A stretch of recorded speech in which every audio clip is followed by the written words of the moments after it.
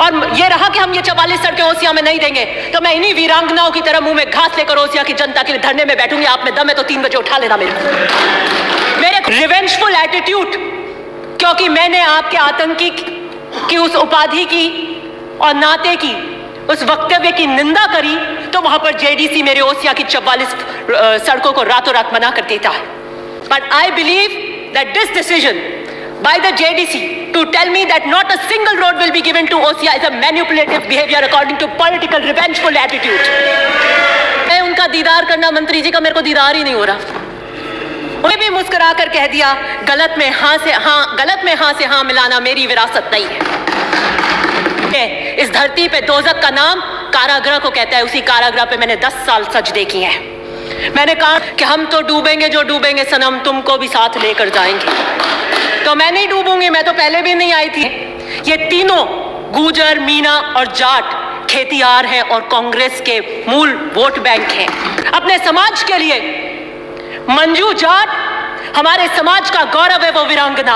अभी जाट महाकुंभ हुआ था, नहीं सुनेंगे हम इस तरीके की प्रथा।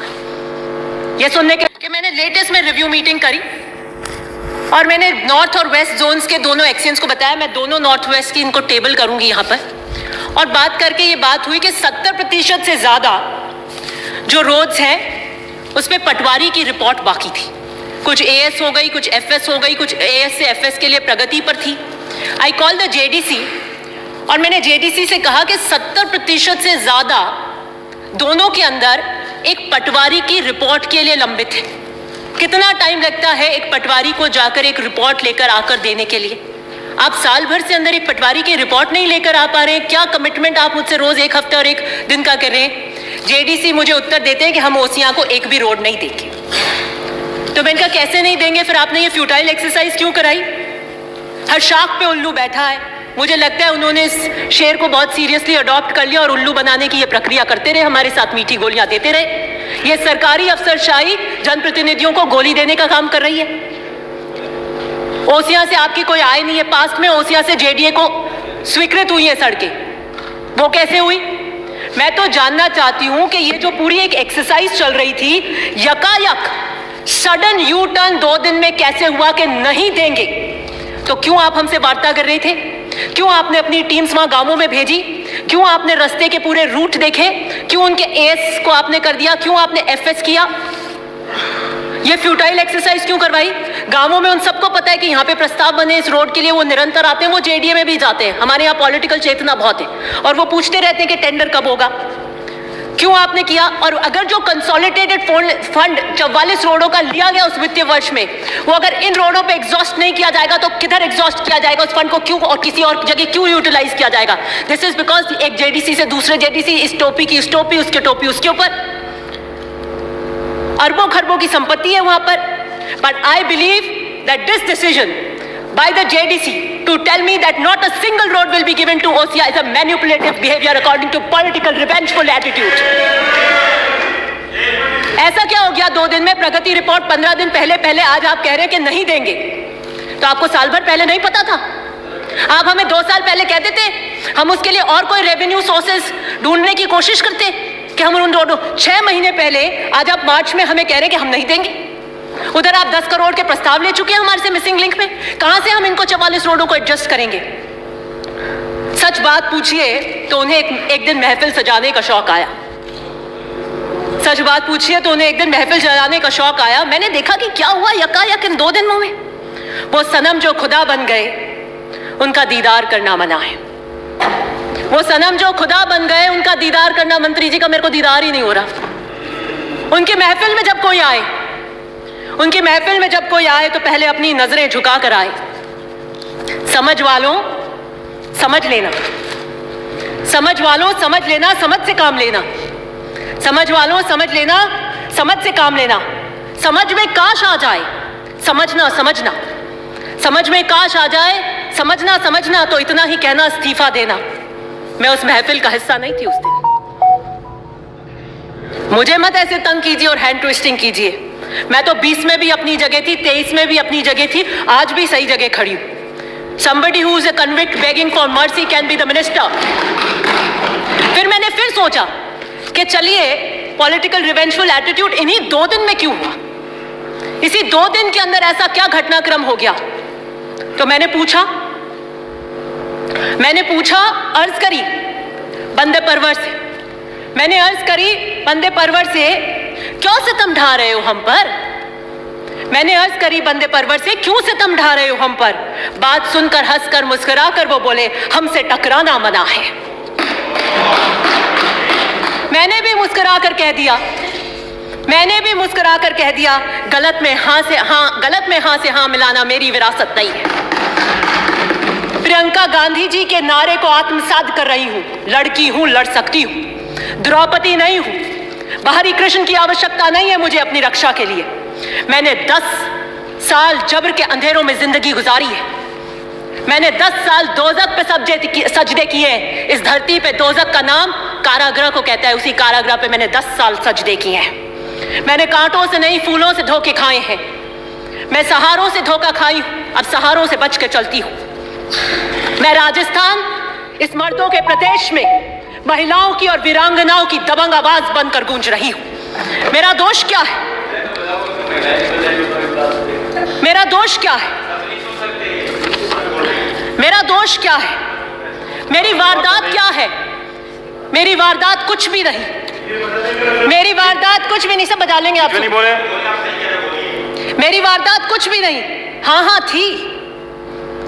नहीं, मेरी वारदात कुछ भी नहीं। नहीं, हाँ थी। मैं पार्टी के प्रति फर्माबरदार थी। मंत्री महोदय आला कमान को भी चुनौती दे सकते हैं, मैं तो छोटी सी कार्यकर्ता हूं, बावफा फर्माबरदार हूं अपने दल के प्रति। मुझे इस 2 दिन के घटनाक्रम पे अफसोस होता है और मैं कह देना चाहती हूं, क्या पता एक रवैया शायद उन्होंने सोच लिया हो कि हम तो डूबेंगे, जो डूबेंगे सनम तुमको भी साथ लेकर जाएंगे। तो मैं नहीं डूबूंगी, मैं तो पहले भी नहीं आई थी।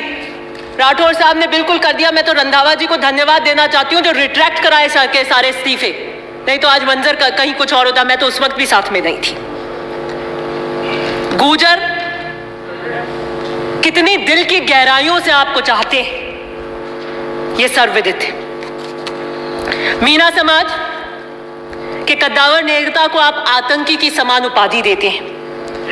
जाट समाज की बेटी मंजू को नाते के नाम से लेकर आप चरित्र हनन करते हैं। ये तीनों गुर्जर, मीना और जाट खेतियार हैं और कांग्रेस के मूल वोट बैंक हैं। 45% से ज्यादा राजस्थान में इसका हिस्सा है। गजब की सोशल इंजीनियरिंग कर रहे हैं और 6 महीने बाद हम चुनाव में जाना चाहते हैं। यहां सितमगरी के तरीके सिखाए जाते हैं। निगाहें उठती नहीं, खम उठाए जाते हैं। मैं मुख्यमंत्री जी से अनुरोध करूंगी कि दिस रिवेंजफुल एटीट्यूड, क्योंकि मैंने आपके आतंकी की उस उपाधि की और नाते की उस वक्तव्य की निंदा करी, तो वहां पर जेडीसी मेरे ओसिया की 44 सड़कों को रातों रात मना कर देता है। This political revengeful attitude, let the Rajasthan see it, कि अगर मैं सही पर सही खड़ी होकर अपने दल के लिए, अपने समाज के लिए, मंजू जाट हमारे समाज का गौरव है, वो वीरांगना। अभी जाट महाकुंभ हुआ था, नहीं सुनेंगे हम इस तरीके की प्रथा। ये सुनने के लिए हम उच्च स्तर के सदन के अंदर नहीं खड़े हुए। आप हमारी पार्टी से हो सकते हैं, और ये सरकार का वक्तव्य नहीं था। सरकार का वक्तव्य इतना था कि कब कब एफआईआर हुई और कब कब हमने अरेस्ट किया। और मैं इस बात का, मुख्यमंत्री जी के इस बात का समर्थन करती हूं कि हमें परिवार के बाहर नौकरी नहीं देनी चाहिए। उसका कारण है कि अगर हमने परिवार के बाहर नौकरी दी तो जो हमारा पीछे रूरल बैकग्राउंड है उसके अंदर हो सकता है कि पीआर में ब्लैकमेल करने के जाइए, तुम नौकरी लेके आइए किसी की, नहीं तो हम घर में नहीं रखेंगे।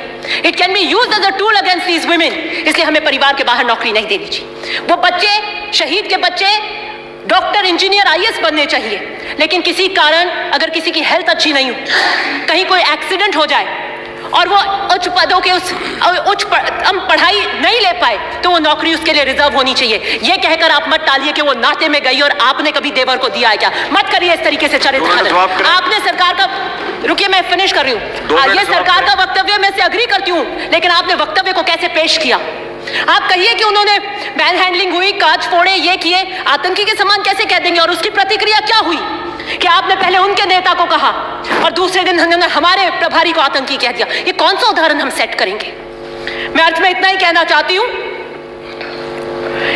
कि मैं मुख्यमंत्री से अर्ज करूंगी कि यकायक जो 44 रोडों को रोक दिया गया है उसमें आप सीरियसली इंटरवीन करिए। और मंत्री जी क्योंकि आजकल जिद पे आ जाते हैं और उनकी जिद सबसे बड़ी होती है, उसके आगे सब नतमस्तक हो जाते हैं। वो अगर जिद पे अड़ गए और ये रहा कि हम ये 44 सड़कें ओसिया में नहीं देंगे, तो मैं इन्हीं वीरांगनाओं की तरह मुंह में घास लेकर ओसिया की जनता के लिए धरने में बैठूंगी। आप में दम है तो 3 बजे उठा लेना मेरे खून आरजू को वो समझ रहे हैं पानी, मेरे खून आरजू को वो समझ रहे हैं पानी। मेरी रोडे रोक कर नहीं कर मेरा हाथ मरोड़ पाएंगे आप। मैं सही के लिए खड़ी हूं उन जनप्रतिनिधि से और कभी उसमें मेरे को गुरेज नहीं हुआ है। 6 महीने की अवधि है, हम सब चुनाव में जा रहे हैं। ये जो मिनिस्ट्री है इनके पास, जिस कलम से दस्तखत करते हैं, इस पे इतना मत इतराइए। ये भी उधार की है, ये भी उधार की है और ऐसे दरिया तो बहुत चढ़कर उतर जाते हैं। धन्यवाद। जो शब्द पूर्व में विलोपित किए जा चुके हैं उन्हें दोबारा अंकित नहीं किया जाए।